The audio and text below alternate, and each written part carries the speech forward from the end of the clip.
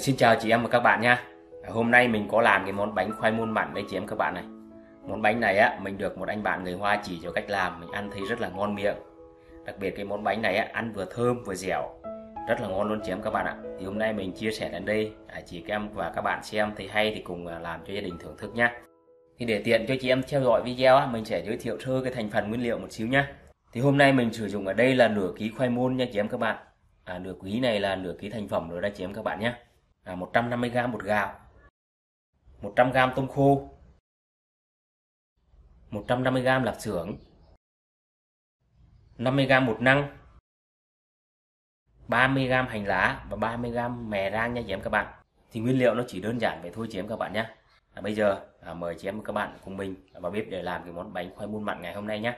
Tôm khô này thì chị em các bạn đem qua ngâm nước sôi cho mình sẽ ngâm khoảng 5-7 phút gì đấy để cho tôm nó mềm ra rồi mình vớt ra để cho nó ráo nha chị em các bạn. Rồi cái lạp xưởng này thì mình sẽ cắt hạt lựu ra nha chị em các bạn.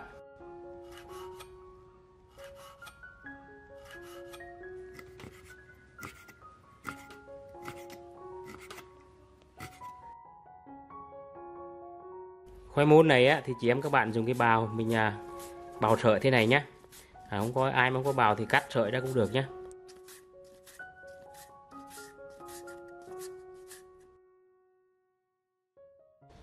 Rồi bây giờ mình sẽ đi xào thơm cái phần tôm khô với lạp xưởng này nha chị em các bạn. Chị em các bạn cho vào đây mình một xíu dầu ăn nhé. Dầu nóng lên rồi thì chị em các bạn cho cái phần đậu hành vào mình phi thơm nhé.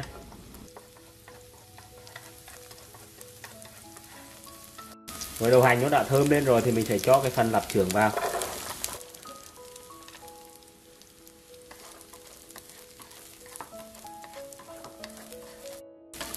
Mình xào cho cái lạp xưởng nó hơi tươm cái mỡ ra thế này rồi á thì mình sẽ cho cái phần tôm khô vào nha chị em các bạn.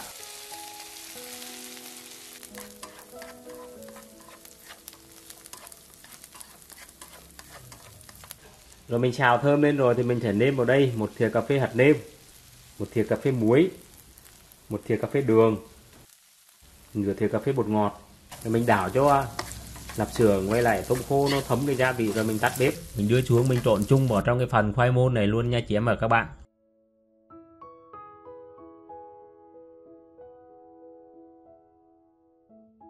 Bây giờ thì mình sẽ đem cái bột năng với bột gạo này mình trộn chung lại cho nó đều chị em các bạn này. Nếu chị em các bạn mà muốn bánh khi làm ra đó mà có cái độ dai nhiều á thì mình có thể tăng cái lượng bột năng lên và giảm cái bột gạo xuống nhé. Còn mà muốn cái bánh được mềm dẻo á, thì để theo cái công thức của mình đây này là làm ra bánh nó sẽ mềm dẻo, nó không có bị dai đâu. Rồi mình sẽ cho vào đây.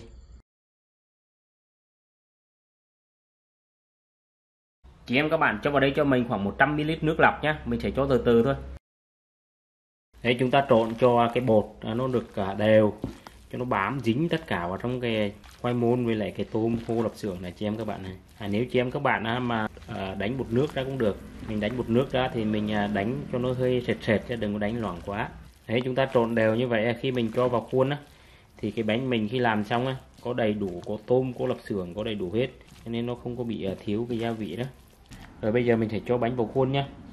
Chị em các bạn dùng khuôn inox hoặc là khuôn nhựa để mình hấp bánh nhá. Thì mình có thể cho vào đây một ít dầu, hoặc là chị em các bạn mà có giấy nến mình lót một lớp giấy nến ở đằng dưới để khi mình lấy bánh cho nó dễ nhá. Thì hôm nay mình sẽ cho một ít dầu vào đây. Mình thoa cho cái mặt khuôn thế này để khi mình hấp cái bánh nó không bị dính vào trong cái khuôn mình lấy ra cho nó dễ.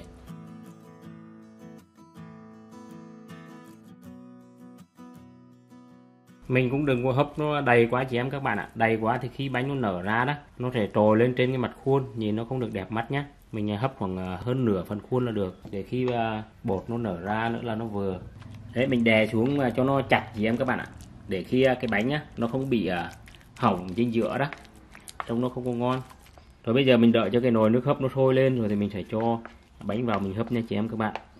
Mình đậy nắp lại và mình hấp khoảng 30 phút, sau đó mình sẽ đi kiểm tra bánh nha chị em các bạn. Rồi bánh mình đã hấp được 30 phút rồi chị em các bạn nhé. Bây giờ mình sẽ kiểm tra bánh một xíu.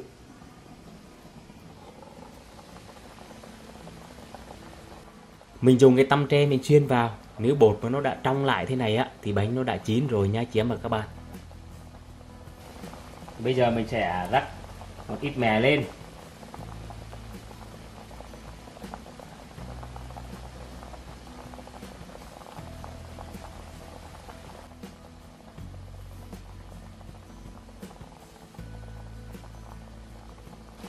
Rồi mình đậy nắp lại và mình hấp thêm khoảng 10 phút nữa là được đấy chị em các bạn.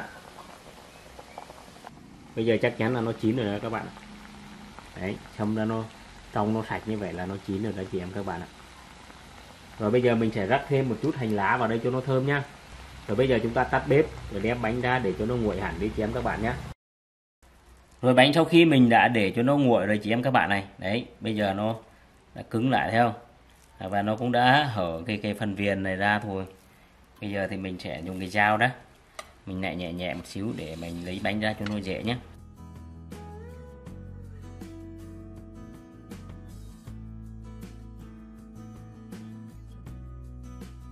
Đấy chị em các bạn, cắt cái miếng dọc thế này, sau đó mình sẽ cắt ngang cái miếng vừa ăn nhé. Thì tùy vào chị em các bạn muốn cắt cái hình nào cũng được, hình vuông cũng được, mà hình xéo giống như người ta làm cắt hình đúc cũng được nhé. Đấy, bánh rất là ngon chị em các bạn này. Nó có đầy đủ các cái nguyên liệu, trong màu sắc thì nó rất là đẹp luôn, mà rất là thơm luôn chị em các bạn ạ. Đặc biệt á, cái cách làm hôm nay mình được một anh bạn người Hoa chia sẻ cho. Cái cách làm này mình làm thì ăn rất là ngon chị em các bạn. Thế này là mình ăn cũng được nhá. Mình ăn thế này bởi vì mình cũng cho gia vị rồi đó, cho nên cái độ mặn nó cũng vừa rồi. Nếu chị em và các bạn mà thấy hơi nhạt á thì mình làm một cái chén mắm ớt, mình chấm vào đấy ăn rất tuyệt vời luôn. Hoặc là chị em nào mà thích á, mình cắt mỏng mỏng ra, mình chiên sơ, sau đó mình ăn với lại cuộn với lại rau sống đồ các thứ, ăn rất là ngon luôn chị em các bạn nhé. Thì hôm nay mình cũng chia sẻ chị em các bạn cái cách làm rất đơn giản cái món bánh khoai môn mặn này. Đặc biệt cái bánh này á là của người Hoa, cho nên là cái hương vị nó sẽ thiên về là của người Hoa hơn chị em các bạn nhé. Ăn rất là ngon luôn, chị em các bạn làm thử một lần, ăn thử xem sao nhé. Thì mình cảm ơn chị em các bạn đã dành thời gian xem video nhé. Chị em thấy hay thì cùng làm thử cho gia đình thưởng thức. Xin chào và hẹn gặp lại chị em các bạn trong những video tiếp theo. Chị em nào mà chưa đăng ký kênh thì đăng ký kênh ủng hộ mình nha.